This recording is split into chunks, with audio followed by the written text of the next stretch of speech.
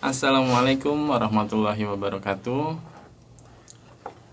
Jumpa lagi di Gosima Teknik Channel, masih membahas seputar dunia teknik pendingin. Ya, kali ini saya ingin membahas tentang freon atau refrigeran. Ya, apa sih freon? Terus sifatnya, jenisnya, bahayanya, dan kegunaan di sistem mesin pendingin.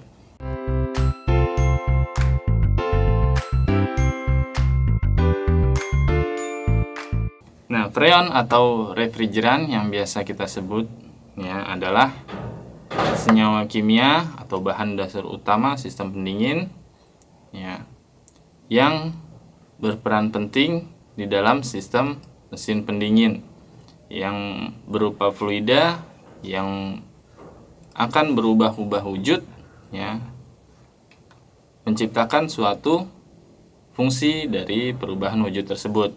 Namun proses tersebut harus melakukan suatu pergerakan yang dihasilkan oleh si kompresor, oleh bantuan kompresor ya. Nah, proses tersebut yang dinamakan dengan proses refrigerasi ya, yang dipengaruhi oleh tenaga tekan dan hisap dari kompresor, terus panjang pipa, ya, diameter pipa, dan lain-lain. Nah, freon di sini atau refrigeran dilambangkan dengan huruf R ya di setiap jenisnya. Biasanya kita sering melihat ya di tabung ada yang R11, R12 ya dilambangkan dengan R. Nah, itu lambang dari freon. Nah, untuk kandungan yang terdapat pada freon itu adalah klorofluorokarbon ya, yang biasa atau disingkat CFC.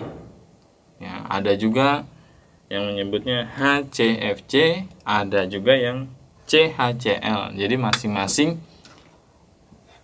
perbedaan dari kandungan ini mempengaruhi juga tekanan serta jenis si freon tersebut.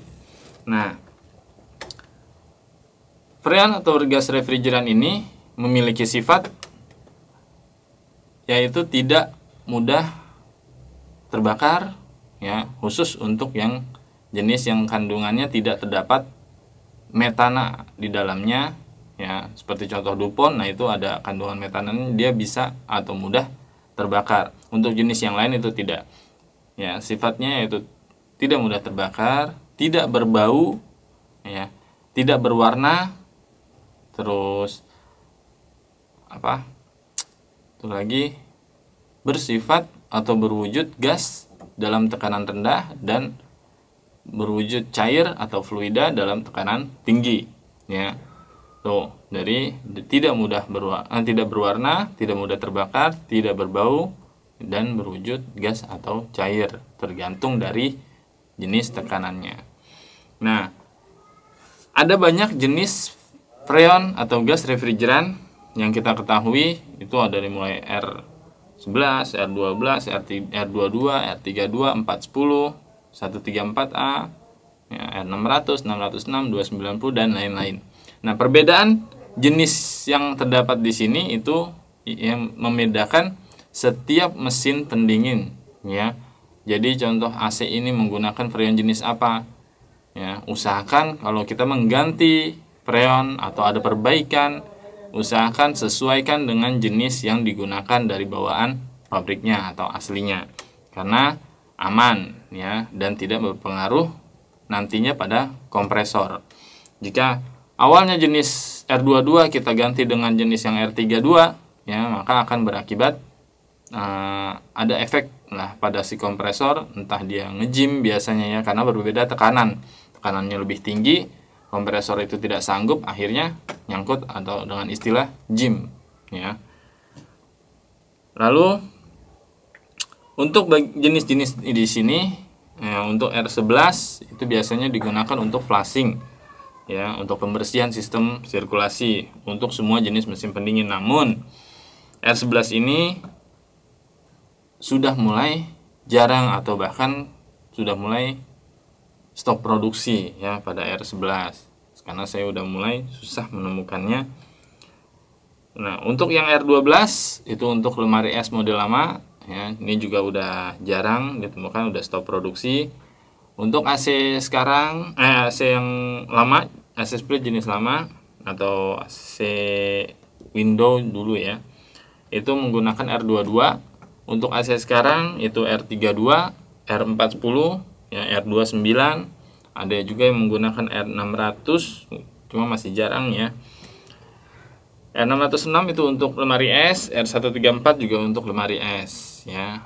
Tuh, jadi fungsi masing-masing jenisnya berbeda fungsinya di mesin pendingin.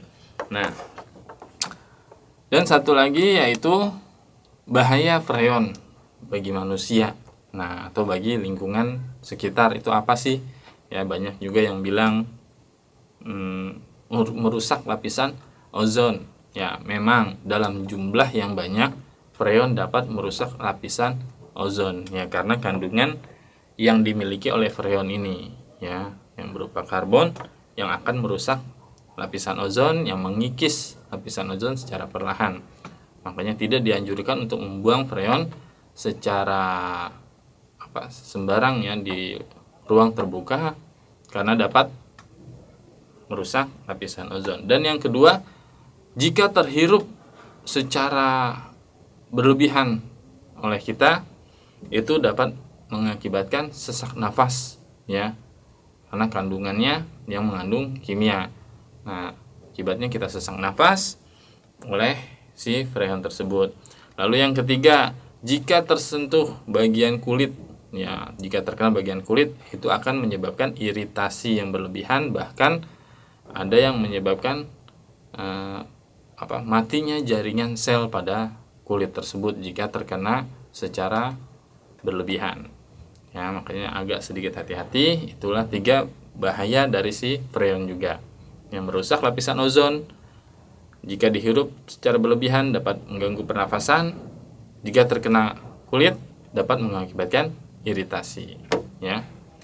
Tuh, sekilas pengetahuan saya tentang freon ya, dari mulai kegunaannya, terus jenisnya, sifatnya, dan bahayanya ya.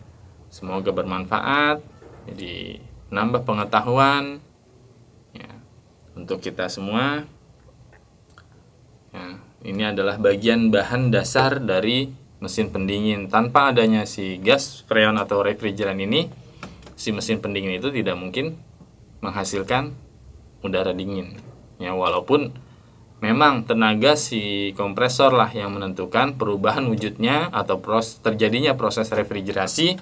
Namun tanpa adanya gas freon ini, sistem mesin pendingin tidak akan menghasilkan suatu hasil udara dingin atau tidak menyebabkan suatu proses refrigerasi tersebut.